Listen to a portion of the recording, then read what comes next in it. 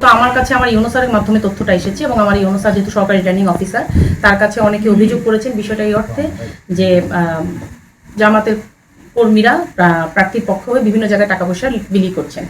তো একদমই আমার অফিসের নিকটবর্তী জায়গায় একটা বাসায় তাদের একটা পার্টি অফিস আছে, সেখানে তারা নাশকতারও প্ল্যান করছেন, এরকম বিভিন্ন তথ্য আমাকে এই অনুসারের মাধ্যমে আমি জানতে পারি। তো যেই বাসায় আমার কথা বলা হচ্ছে যে ওখানে টাকা পয়সার লেনদেনের বিষয়, সেই বাসায় আমরা যাই তখন মূলত ব্যাটালিয়ন আনসার নিয়ে আমি যাই। ওয়ালটন বিএলডিসি ফ্যান খরচ বাঁচে 65% পর্যন্ত। ওয়ালটন বিএলডিসি ফ্যান ছড়ায় স্বস্তির সবুজ হাওয়া।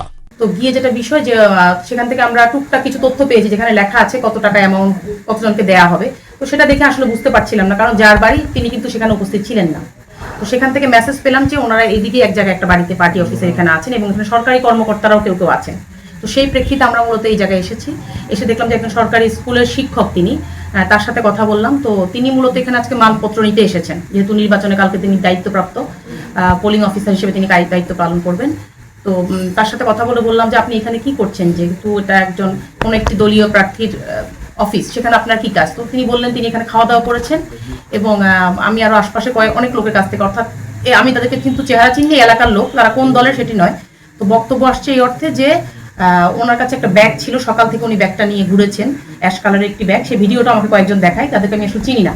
তো তারা মোবাইলে দেখাচ্ছে যে আমি দেখলাম যে অ্যাশ কালারের একটি ব্যাগ নিয়ে তিনি সকাল থেকে ঘোরাঘুরি করছেন। তখন আমি বললাম এই ব্যাগটাতে আসলে কি ছিল, শিক্ষককে জিজ্ঞেস করি, কিন্তু তিনি আমাকে কোনোভাবে উত্তর দিচ্ছেন না ব্যাগটাতে কি ছিল এবং ব্যাগটা কোথায় জানতে চাইলে সেটাও তিনি সঠিকভাবে বলছেন না। পরবর্তীতে ওনাকে বললাম আপনার বলার দরকার নেই, কোন বাড়িতে আছে বা কোথায় আছে রেখেছেন একটু আমাদেরকে হেল্প করেন। আমার প্রথম থেকে যে স্পটটা, সেই স্পটেই হয়তো ওই বাড়িতেই উনি ব্যাগটা রেখেছেন বলেছেন। অলরেডি কিন্তু সেখানে আমার আগের থেকে আর্মিরা গিয়েছিল, আর্মি অফিসার ওনারা ছিলেন, প্লাস পুলিশের একটা টিমও সেখানে ছিল। তারপরে আমরা সেখানে যাই, যাওয়ার পরে যেটা দেখলাম যে উনি পাশের ঘরে ওই ব্যাগটা রেখেছিলেন এবং ওনার ব্যাগটা আমি বললাম কি আছে, আমরা খোলার আগে জিজ্ঞেস করেছি, উনি কিছুই বললেন না। তখন আসলে মিডিয়ার অনেকেই ছিলেন, আপনারা সবার সামনে ওই ব্যাগটা খোলা হয়, ব্যাগের মধ্যে কিন্তু কিছু টাকা পয়সা ছিল এবং ওনাকে জিজ্ঞেস করলাম বারবার, যেহেতু উনি একজন সরকারি কর্মকর্তা, ওনাকে জিজ্ঞেস করলাম যে এগুলো কিসের টাকা। তো তিনি তেমন কোনো সদুত্তর আমাদেরকে দেননি। তো আমার সামনে কিন্তু ওনার ব্যাগ থেকে টাকা এবং কিছু পেন ড্রাইভ এবং কিছু ডিস্ক, এই জিনিসগুলো, ওনার এনআইডি কার্ড, ওনার ড্রাইভিং লাইসেন্স, এই কাগজগুলো দেখলাম। তো এর পরবর্তী যেটা হচ্ছে, হঠাৎ করে ওখানে আর কি জুডিশিয়াল ম্যাজিস্ট্রেট এসেছেন, ওসি সাহেব সহ। তো জুডিশিয়াল ম্যাজিস্ট্রেটের তখন আসার পর, যেহেতু এটা আমার বিচার্য আর নয়, জুডিশিয়াল ম্যাজিস্ট্রেটের আওতায় চলে গিয়েছে বিষয়টি, কিন্তু আমার সামনে আসলে পুরো ব্যাগটার মধ্যে ওনার টাকাগুলো পাওয়া গেছে, কিন্তু যেটা উত্তর আমি ওনার কাছ থেকে পাইনি যে টাকাগুলো কিসের।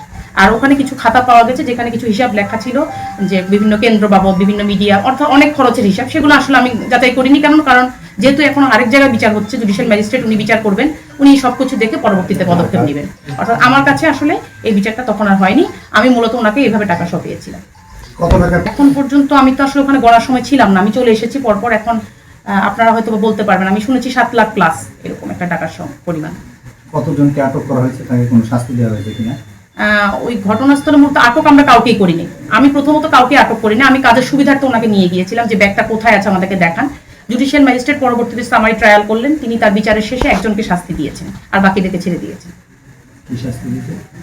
তাকে ওই যে আমি বললাম আপনাকে, আমি তো চলে এসেছি সেখান থেকে, যে কিছু টাকা পাওয়া গেছে আর সম্ভবত 2 বছরের কারাদণ্ড দিয়েছে, এরকম একটা শুনেছি। আর মাত্রই কিন্তু ওই ঘটনাস্থল থেকে আমি চলে এসেছি। আপনারা অনেকেই ছিলেন, হয়তো আমার চেয়ে ভালো আপনারা এই মুহূর্তে বলতে পারবেন।